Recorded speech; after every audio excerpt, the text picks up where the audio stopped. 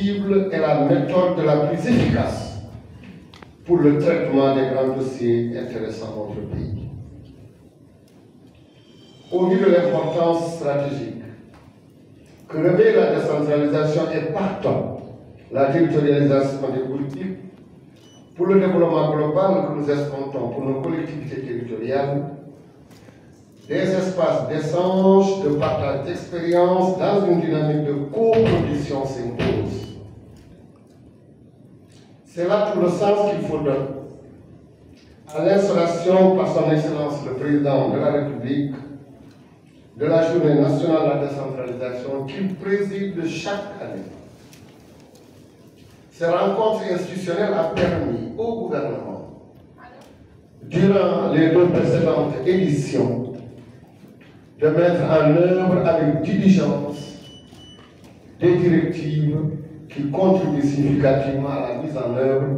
de l'acte 3 de la décentralisation. La rencontre d'aujourd'hui constitue un prolongement de ces réflexions. Elle est surtout une modalité d'exécution technique d'une recommandation phare du chef de l'État qui avait demandé, je le cite, d'être à l'écoute et au plus près des élus territoriaux et des populations à la base, qui sont en définitive les destinataires des politiques sectorielles pilotées par le gouvernement. C'est ainsi qu'avec l'installation de cette première édition du dialogue territorial de gestion, le ministère des collectivités, de l'aménagement et du développement des territoires compte mettre en place un cadre d'échange d'informations entre les différents responsables des chefs de service du ministère et les collectivités territoriales, structures opérationnelles concernées par la programmation et la mise en œuvre des actions de terrain. Ce dispositif de dialogue devra permettre à l'ensemble des acteurs de mieux cerner les différentes orientations de la politique de décentralisation, ses atouts et ses contraintes, et de fiabiliser la planification des activités dans le cadre de la territorialisation des politiques publiques. Dans cette première édition, les collectivités territoriales des régions de Dakar, Kaffrine, Matam, Saint-Louis, Ziguinchor, avec à leur tête les maires et les présidents du conseil départemental, sont les précurseurs. Par la suite, nous irons par bassin concentré sur le terrain à la rencontre des autres effectifs locaux. Mesdames et messieurs les maires et présidents du conseil départemental, vous conviendrez avec moi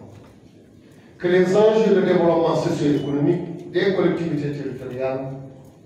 peuvent être de nature très diverse. Et si l'on veut les traiter, notamment par le dialogue, sous le prisme de la territorialisation des politiques publiques,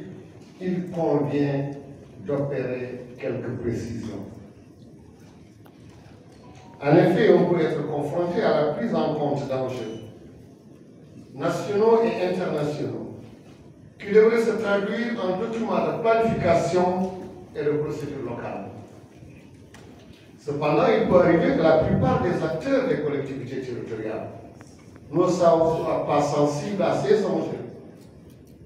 souvent du fait d'une méconnaissance de leur apport certain dans le développement socio-économique de leur territoire. C'est ainsi qu'avec l'instauration du dialogue territoire de gestion, ces perceptions pourraient changer. En effet, le premier défi que je voulais imprimer à cette démarche de dialogue consiste à informer, sensibiliser et partant impliquer les effectifs locaux dans une dynamique inclusive et partenariale de coproduction. Mesdames et messieurs les maires et présidents du conseil départemental, cette première rencontre constitue un prélude au cycle de dialogue avec les acteurs territoriaux que notre département compte organiser dans les prochains mois. À travers ces rencontres, notre département s'engage résolument à matérialiser